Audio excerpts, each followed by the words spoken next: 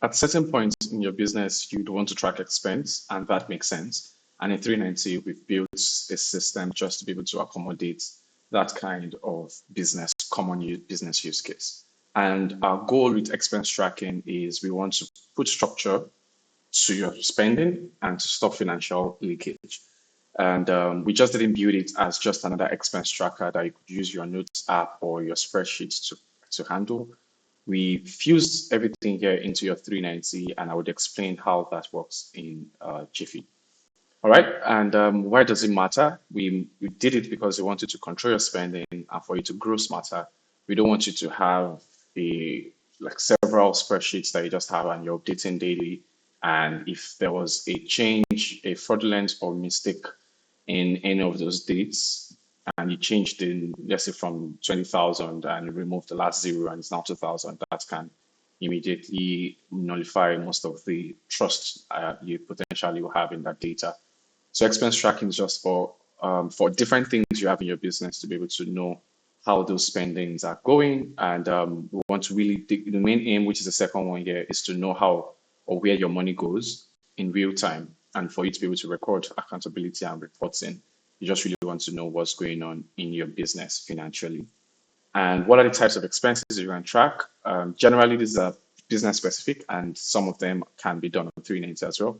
And so vendor or supplier payments, you've made a purchase order, we've paid for it, and still want to log that as a record. We're already keeping that information for you, but most businesses still want to keep that as a record of payments that were disbursed. And more importantly, the second one here is what a lot of businesses on 390 use expense tracking for, which is their day-to-day activity, the transports, delivery, airtime recharge, data balance, all of those kinds of top-ups. They always log all of those things. Yes, subscription and services. Yes, that's a very common use case as well. The last one here, which is shaded in green, is staff reimbursement, expense advances, and retirements. We had to, because of how frequently that is being used, we had to create a separate module for that because we also have some approval mechanism for that. So I'm going to quickly show you how to add expense on 390. All right, so expense can be found, or expense tracking can be found in the accounting section of 390. And if you want a written breakdown of everything we'll be discussing today, you can just click on the help button here and it should take you to the Google Forms for 390, where we have broken down step by step all of the ways you can handle expense tracking on your own outside this video. Just use that at any point. So now the first thing we want to look at would be the settings, and I'll show you what's in settings. In settings, we have categories, and categories is where you define a whole lot of things that you spend money on in the business. I mentioned some things here. I said transport, logistics, and delivery fees. So let's just create one or two of them. Let's say transportation. Let me create this. And if I click on the add another, remember the modal is going to stay on, so I can add multiple. So let's say recharge card, or let me just say recharge, or airtime top up. So this is also what you want to track at several points in time in the business. You might also want to track, let's say, logistics, and just as many more as you have in your business. Just put all of the categories here. I'll show you how to link everything together in 390. So now that we've handled the settings, we can now come back to expense tracking. So in 390, we made sure to use, or we're using this mechanism called folders, and I would explain, because in businesses, there are different types of expenses that you'd track. Some businesses track expenses based on projects, some based on month. We use month in 390. Some people can be based on department, let's say marketing, let's say sales, customer support. Some might be based on an event.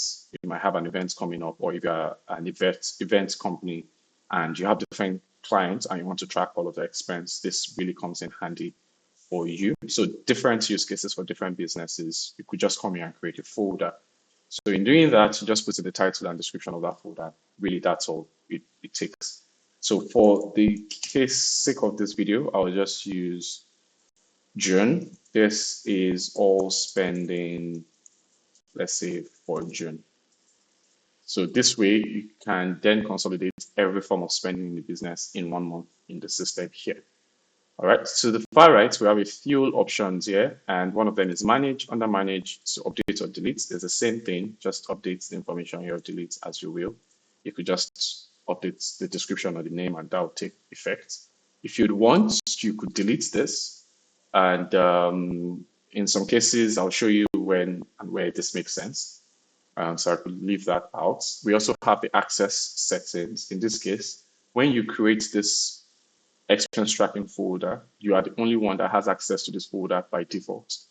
And that's how all of these folders work in 390, except you share access. So any folder or anywhere you see access here, know that you're the only one that has access to that. And you'll be the only one that can then give access to other members of the team. I'll show you how to give access to this My Assistant in a jiffy. Oh, that should be the last thing we should touch on. And we have the analytics tab here that would break down all of your expense based on categories, based on the people, and based on accounts. And I'll show you how that works. It means this is everything we spent on airtime, this is everything we spent on transport, this is everything we spent on logistics, on reimbursement. It can help you categorize everything, and by people.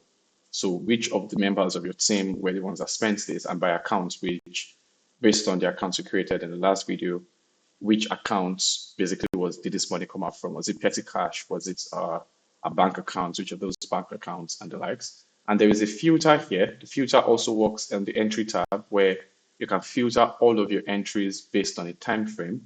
So if I want to filter everything that was spent in any of this time frame, the last 7 days, last 1 month, anything, and I can just select anyone and to filter everything based on the monies that have been spent in any period of time.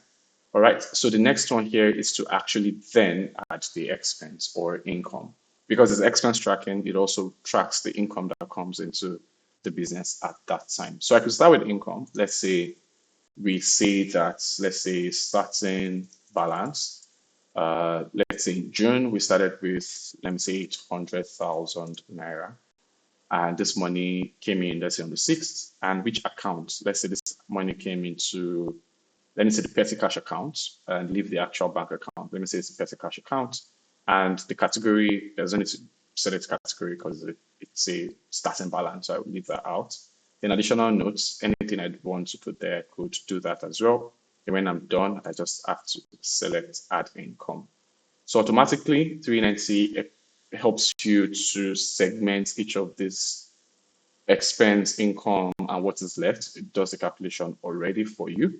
So this is the interface. Then on the right-hand side here, you can see what is left. Once you start adding expense, the expense would be substituted, or rather would be deducted or included here, then deducted from what is left. I'll show you how that works. So this is how it goes. And on the left-hand side here, you can see this green border line that just tells you this is an income and this is a starting balance. It came to your petty cash, and this was the person that added it at the time when it was added, and this was the amount. So this breakdown really helps to give it all information. And there is comments. Comments down here means I can have an internal conversation with my team regarding the amounts here. Okay, on this particular day, I saw that we spent more than this, or why did we do that? Can we quickly just have a quick conversation? You can just do ads. You can see now by ads is showing the members of my team, my assistants, and myself. So I could just say my assistant in this case. If I say this person, and you can say, oh, something about something, and they will get a notification on their end. All right.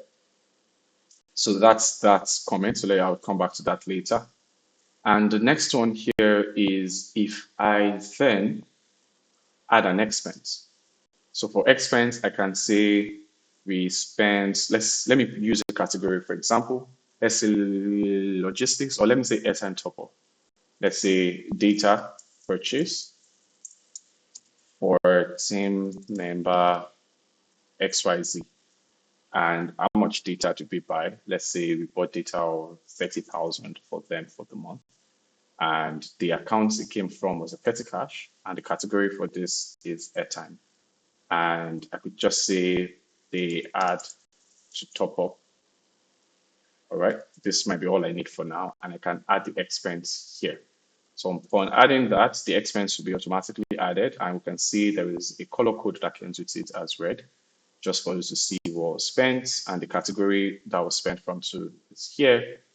Then you see the amount that was spent, 30,000 on the right hand side, and you can see how the calculation here too has been made. Let me just go back to that. So you can see now the calculation here is 30,000, and we have the automatic calculation of what should be left after the expense has been carried out as 770,000. All right. So, and this continues as it's meant to continue. But because of time, I will not be able to add several expense and income, so you can see all of that. But basically, this is how that works. And if I go to analytics, I can come here and see the analytics too in different time. Okay. So, but because of time, let me quickly show the last one to add this access, or rather, the analytics didn't show. Let me refresh this page. Analytics was meant to show. So if I go to analytics now, yes, it's showing, and I can see the breakdown of airtime top up and the expense tracking. For the airtime top up, we see that there was no money that came in for that. We spent 30,000 and minus 30,000, and no category, which means anything that we didn't specify category for is going to have a no category output. And by people, this is the person that spent that received 800,000, and out of the money we came, we spent 30,000, and he should have 770,000 left. And this goes on then by account, means in the petty cash accounts, this is what should be left.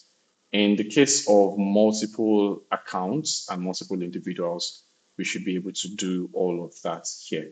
So the last one I'm going to show, because of time, is the access. Now, if I switch to my assistant's account, now my assistant doesn't have access to accounting on this end, and I need to grant them access. Remember, I said that I can grant access to the person here. And all I have to do now is, now the person doesn't have access. So if I go back to my account and I go to App Store, I can just go for expense tracking. And if I go on expense tracking, I can then give them access to expense tracking feature. So now each of the expense tracking created will require additional access control. And I'll show you what this means. It means that when you give them access, they will not to, if you give them access to expense tracking, doesn't mean they will have access to all of the expenses in the organization. It's just really to whatever you now additionally give them access to. So I'll just save that so that they can now see expense tracking on the folder. So let me go back to my assistant and refresh their page. And on this end, she should have accounting on the side and expense tracking. So if I click on that now, they now have access to the expense tracking feature on 390.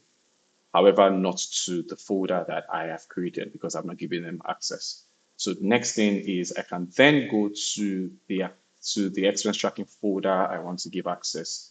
Then go to June, this particular folder, then give access to my assistant. Remember, my assistant is the inverse of my name, Bolaji. And I can give access to either a contributor, owner, or viewer. If a contributor, let me do that so you can see what that means.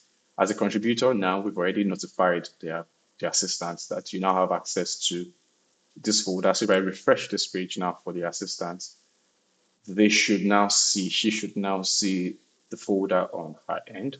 And if she clicks it, because she's a contributor, she cannot see the other settings, which is to edit or delete. And if I go back to mine, remember I'm the owner, so I can see all of that. If I change the access to, let's say, a viewer, and I save that. So viewer can work in the case where you just want someone to have view only access to the expense tracking. So if I refresh now, then all they can see is just the reports. They cannot add any income or add any expense. They can only view because that's the access they've been granted. And if I want them to be able to delete and have the same access as me, I can just make them an owner, which I would not do in this case. All right, that sums up expense tracking. I would move to the next.